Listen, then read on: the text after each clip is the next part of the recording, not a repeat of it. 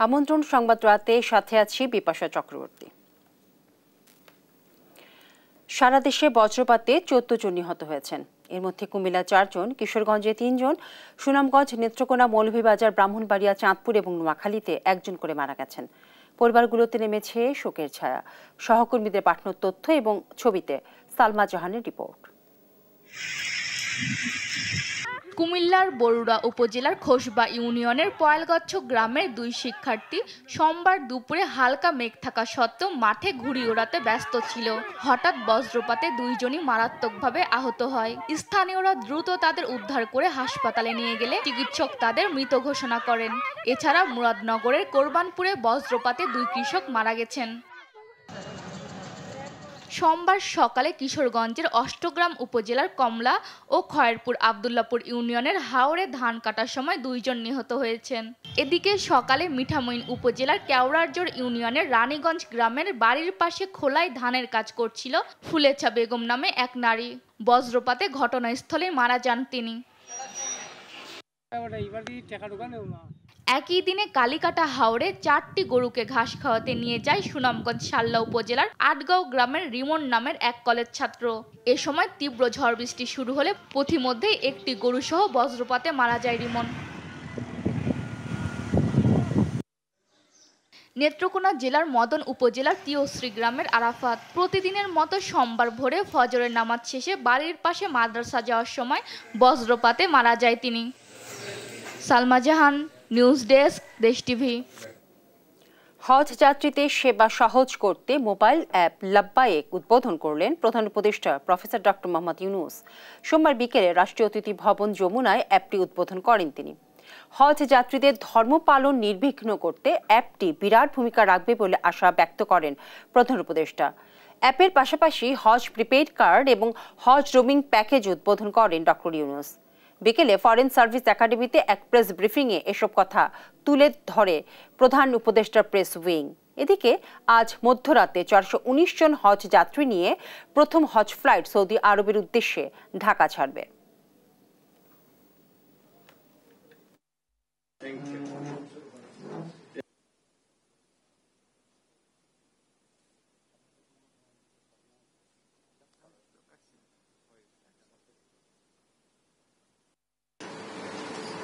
মস্ত বড় পদক্ষেপ, যেহেতু এটা আগে কোনোদিন হয়নি। এটা একটা চিন্তা ছিল, চিন্তাকে বাস্তবায়ন করা, বাস্তবে রূপ দেওয়া, হজ যাত্রীদের অনেক দুশ্চিন্তা থেকে রক্ষা করবে এবং অযথা ব্যবহার এবং কাজের তথ্যের অভাব থেকে রক্ষা করবে। সেই তথ্যগুলো সময়মতো পাবে। তো সেটা লক্ষ্য করে আজকের এই অ্যাপটা তৈরি করা হয়েছে। হজ যাত্রীদের ধর্মকর্মের দিকে সময় ব্যয়ের সুবিধা হবে, অন্যান্য যাতায়াত ইত্যাদি নিয়ে দুশ্চিন্তা থেকে তাকে মুক্ত করে দেওয়া হবে। পরিবারের সঙ্গে যোগাযোগ, নিজের স্বাস্থ্য সম্বন্ধে অনিশ্চয়তা বা কোনো কি পাবো, কি করব, কোথায় যাব, কি হবে, এই সমস্ত অজানা প্রশ্নের সব জবাব পাওয়া যাবে এর মাধ্যমে। মার্কিন স্যাটেলাইট ভিত্তিক ইন্টারনেট সেবাদাতা প্রতিষ্ঠান স্টারলিংকের লাইসেন্স অনুমোদন করেছেন প্রধান উপদেষ্টা প্রফেসর ডক্টর মোহাম্মদ ইউনূস। সোমবার তিনি এই লাইসেন্স অনুমোদন দেন। এটি বাংলাদেশে দ্রুতগতি নিরবিচ্ছিন্ন ইন্টারনেট সেবার এক নতুন অধ্যায় সূচনা, ডাক ও টেলিযোগাযোগ মন্ত্রণালয়ের সহকারী ফায়েজ তৈয়ব জানান। দেশের দুর্গম অঞ্চলগুলোতে ফাইবার না থাকায় স্টারলিংকের সেবা অত্যন্ত কার্যকর হবে।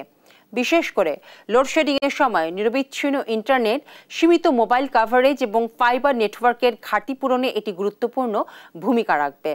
স্টারলিংক আশায় মোবাইল এবং ব্রডব্যান্ড খাতে সহযোগিতা বাড়বে এবং দেশের ডিজিটাল সংযোগ ব্যবস্থার বড় রূপান্তর আসবে।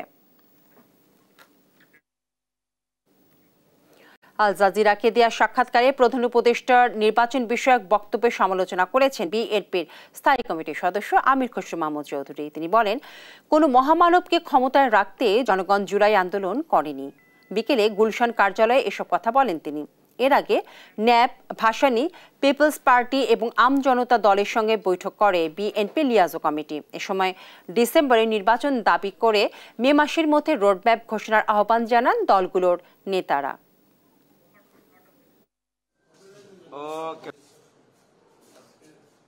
হয় না ভাইয়া।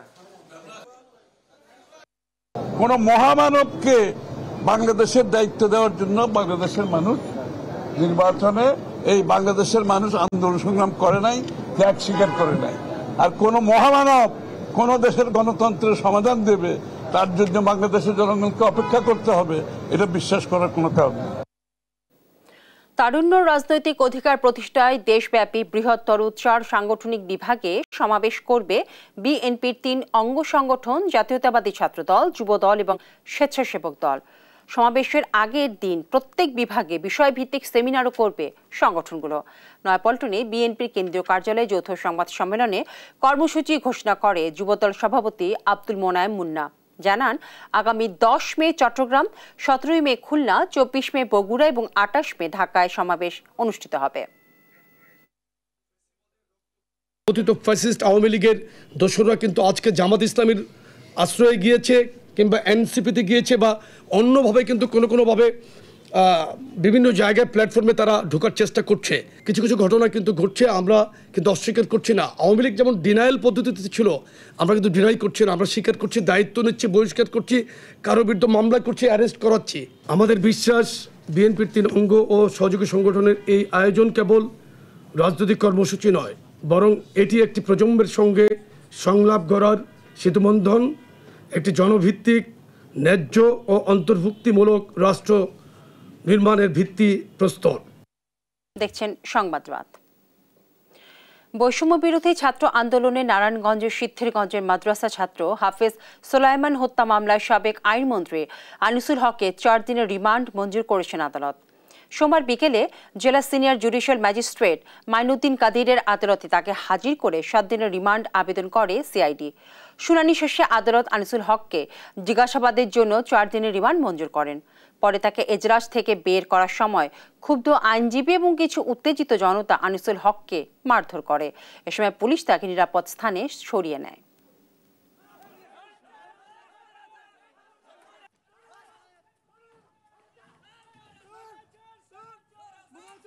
সাবেক আইনমন্ত্রী আনিসুল হক, তার নামটা এজাহারে 3 নম্বরে আছে।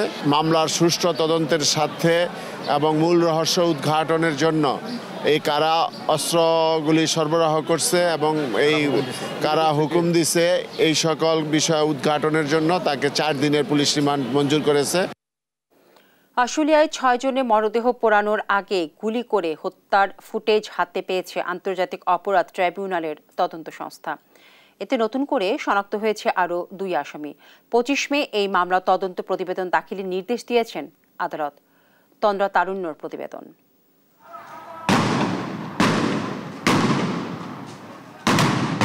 গেল বছরের 5 আগস্ট শেখ হাসিনা সরকারের পতন হয়। ওই দিন ঢাকার অদূরে আশুলিয়া থানায় 6 তরুণকে গুলি করা হয়। পরে 5 মরদেহ ও জীবিত একজনকে আগুনে পুড়িয়ে মৃত্যু নিশ্চিত করে পুলিশ সদস্যরা। ট্রাইব্যুনালকে প্রসিকিউশন জানায়, আশুলিয়া থানায় মরদেহ পুড়িয়ে দেওয়ার আগে গুলি করার ফুটেজ মিলেছে। এতে নতুন করে আরও 2 জনকে শনাক্ত করা হয়েছে। তাই ট্রাইব্যুনাল সময় বাড়িয়ে 25 মে তদন্ত প্রতিবেদন দাখিলের দিন ধার্য করেন। এই ঘটনায় হাজির করা হয় অতিরিক্ত পুলিশ সুপার আব্দুল্লাহিল কাফি, শহীদুল ইসলাম, ওসি আরাফাত হোসেনকে। এই মামলা তদন্ত রিপোর্ট দাখিলের শেষ পর্যায়ে আমরা দেখতে পেলাম যে যারাকে পোড়ানো হয়েছে তাদের হত্যার ভিডিওটা আমাদের সামনে আসছে। এই বিষয়ে তদন্ত সমাপ্ত করার জন্য কিছুদিন সময় দরকার, এই জন্য আমরা 1 মাস সময় চেয়েছিলাম। অনারেবল ট্রাইব্যুনাল এটা মঞ্জুর করেছে। এদিকে যাত্রাবাড়ী থানার হত্যা মামলায় হাজির করা হয় সাবেক আইজিপি চৌধুরী আব্দুল্লাহ আল মামুন ও সাবেক সেনা কর্মকর্তা জিয়াউল আহসানকে। আগামী 20 জুলাই তদন্ত প্রতিবেদন দাখিলের নির্দেশ দেওয়া হয়। একই দিন জমা দিতে হবে রামপুরার কার্নিশে ঝুলে থাকা এক যুবককে গুলির মামলার তদন্ত প্রতিবেদনও। এছাড়া আরেক হত্যা মামলায় নরসিংদী জেলা ছাত্রলীগ সভাপতি রবিউলকে কারাগারে পাঠিয়েছে ট্রাইব্যুনাল। সাবেক মন্ত্রী দীপু মনির প্যারোলে মুক্তির আবেদন আমলে নেয়নি আন্তর্জাতিক অপরাধ ট্রাইব্যুনাল। তন্দ্রা তারুণ্য, দেশ টিভি, ঢাকা। ব্রাহ্মণবাড়িয়ার বিজয়নগরে আধিপত্য বিস্তার নিয়ে 2 পক্ষের সংঘর্ষে আহত অন্তত 20 জন। রোববার রাত থেকে শুরু হওয়া এই সংঘর্ষ চলে সোমবার সকাল অবধি। পুলিশ জানায়, এলাকায় আধিপত্য বিস্তার নিয়ে দীর্ঘদিন ধরে গ্রামের আমিন মেম্বার এবং গিয়াসউদ্দিনের মধ্যে বিরোধ চলে আসছে। এরই জেরে রোববার রাতে সংঘর্ষে জড়ায় 2 পক্ষের লোকজন। পরে সোমবার সকাল থেকে দেশীয় অস্ত্রশস্ত্র নিয়ে ফের চলে সংঘর্ষ। ভাঙচুর চালানো হয় 12 থেকে 15টি বাড়িতে। আহত হন উভয় পক্ষের অন্তত 20 জন। খবর পেয়ে পুলিশ এবং সেনাবাহিনী ঘটনাস্থলে গিয়ে পরিস্থিতি নিয়ন্ত্রণে আনে।